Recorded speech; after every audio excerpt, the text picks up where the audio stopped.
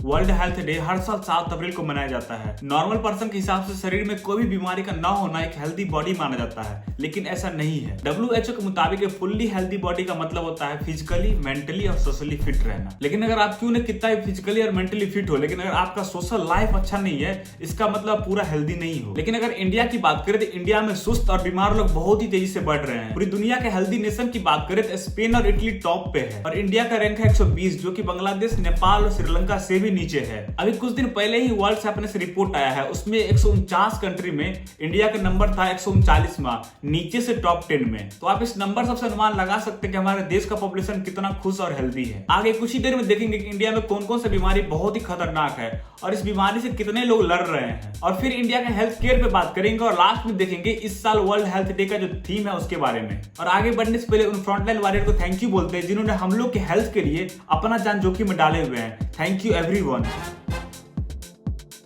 India में disease की बात करें तो सिर्फ 4 डिजीज ही टोटल डिजीज का 50% है। वो है पहला कार्डियोवास्कुलर डिजीज, इसके अंदर हार्ट से रिलेटेड सारा बीमारी आता है। दूसरा है रिस्पिरेटरी डिजीज, इसके अंदर अस्थमा, लंग्स कैंसर, टीबी सारा आता है। लेकिन टीबी इतना ज्यादा मात्रा में होता है कि इसके लिए अलग से कैटेगरी है, इसलिए तीसरा कैटेगरी है ट्यूबरक्लोसिस का, फिर चौथा है डायबिटीज। इस 4 बीमारी को मिला के हर साल इंडिया में 58 लाख लोगों का जान जाता है, जो कि बहुत ही ज्यादा है। और हार्ट की बीमारी से हर साल 17 लाख लोगों का जान जाता है, और टीबी से तो हर एक दिन 1000 लोगों की मौत होती है। और अभी इंडिया में डायबिटीज का 7.5 करोड़ पेशेंट है और धीरे धीरे बहुत ही तेजी से बढ़ रहा है। एक रिपोर्ट आया था 1990-1991 में कि हर एक इंडियन का एवरेज 1 साल का चीनी का खपत होता है 12 केजी, लेकिन अब ये बढ़ के 20 किलो हो गया। मतलब एक इंडियन एवरेज 1 साल में 20 केजी चीनी खाता है, तो डायबिटीज तो बढ़ेगा ही। अगर इस सब को थोड़ा देर के लिए इग्नोर भी करते फिर भी इंडिया में सिर्फ रोड एक्सीडेंट से सबसे ज्यादा मौत होता है। 2019 में 1,51,000 मौत सिर्फ रोड एक्सीडेंट से हुआ था, जो कि दुनिया का हाईएस्ट है। फिर इसके बाद आता है सुसाइड। अभी इंडिया का यंग पॉपुलेशन बहुत ही तेजी से डिप्रेशन का शिकार होते जा रहा है। पूरी दुनिया में इंडिया चाइना के बाद सेकंड नंबर पे आता है डिप्रेशन के मामले में। एक रिपोर्ट के मुताबिक 43% इंडियन डिप्रेशन का शिकार है और 18 की उम्र का 10% पॉपुलेशन डिप्रेशन से लड़ रहा है। और कहीं ना कहीं ये डिप्रेशन अंत में सुसाइड पे ही ले आता है, इसीलिए इंडिया इसमें भी टॉप पे है। हर साल इंडिया में एवरेज 2,30,000 लोग सुसाइड से मरते हैं, जो कि वर्ल्ड सुसाइड का 17% है। और 2019 में 90,000 सुसाइड डेथ यंग पॉपुलेशन का हुआ था, जो कि बहुत ही सैड बात है किसी भी कंट्री को लेके। और अगर आप बच्चों की बात करें तो इंडिया में हर साल एवरेज 8,40,000 बच्चों का मौत उसके 1 साल होने से पहले ही हो जाती है। इंडिया में साल के टोटल डेथ का 18% डेथ सिर्फ एयर पोल्यूशन की वजह से होता है। सिर्फ 2019 में 17 लाख लोगों का डेथ एयर पोल्यूशन की वजह से हुआ था। इंडिया में 19 करोड़ लोगों को बेसिक ढंग का खाना नहीं मिल पाता, वे लोग अंडर नरिश्ड है। ये नंबर पूरे फ्रांस के पॉपुलेशन से भी ज्यादा है। पूरी दुनिया में 1/3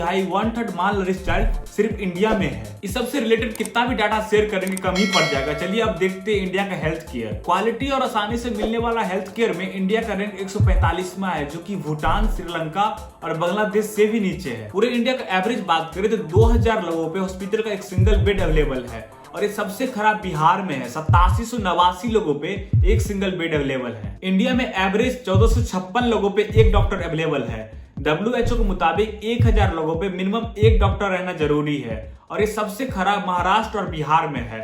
महाराष्ट्र में 27,000 लोगों पे एक डॉक्टर है और बिहार में 28,000 लोगों पे एक। और पूरे कंट्री का सबसे बेस्ट गोवा में है। गोवा में 1000 लोगों पे 2 डॉक्टर अवेलेबल है, जो कि बहुत ज्यादा अच्छा है। और पिछले साल गोवा इंडिया का पहला स्टेट बना था कोविड फ्री होने का। वहां पे 0 एक्टिव केस था और अभी भी बहुत ही कम केस वहां पे आ रहे हैं। अगर इंडिया का प्राइवेट और गवर्नमेंट हॉस्पिटल का कंपैरिजन एक लाइन में किया जाए तो डायरेक्ट है कि प्राइवेट हॉस्पिटल गवर्नमेंट से 4 गुना महंगा है कोई भी बीमारी के लिए। इस साल वर्ल्ड हेल्थ डे का थीम है building a fair healthier world. इस पे बात कर लेते हैं। इसमें हेल्थियर तो ठीक है, लेकिन फेयर का मतलब क्या होगा? दुनिया में बहुत सारे कंट्री है जो कि गरीब है, उनके पास पैसा नहीं है हेल्थ केयर के सामान के लिए और दवाई बनाने के लिए। उन लोगों के साथ बहुत ज्यादा अनफेयर होता है। एक एग्जांपल लेते हैं, जैसे कुछ दिन पहले जब कोरोना का वैक्सीन बनने वाला था तो बहुत सारे कंट्री जिसके पास पैसा था वो पहले से ही बुक कर लिया। जैसे अमेरिका, ब्रिटेन, जर्मनी, फ्रांस, ये लोग पहले से ही बुक कर लिए क्योंकि इनके पास बहुत ज्यादा पैसा है। वैक्सीन का डोज लिमिट था, लेकिन ये लोग बहुत ज्यादा मात्रा में बुक कर लिया था। जैसे अमेरिका 80 करोड़ डोज बुक कर लिया था, जो कि उसके टोटल पॉपुलेशन का डबल है। उसके लिए उन्होंने 75,000 करोड़ रुपए दिए थे। और वहीं पे ब्रिटेन 35 करोड़ डोज बुक किया था, जो कि उसके टोटल पॉपुलेशन का 5 गुना है। इंडिया ऐसा कुछ भी नहीं किया क्योंकि इंडिया में खुद 2-2 कंपनी वैक्सीन बना रहा था। तो सोचिए जब सारे अमीर कंट्री सारा वैक्सीन खरीद लेंगे तो उस गरीब कंट्री का क्या होगा जहाँ पे बीमारी बहुत ही तेजी से बढ़ रहा है, लेकिन उनके पास एक भी पैसा नहीं है वैक्सीन खरीदने के लिए। तो बहुत ज्यादा अनफेयर है उन लोगों के लिए। और उस गरीब कंट्री को वैक्सीन देने का काम होता है WHO का,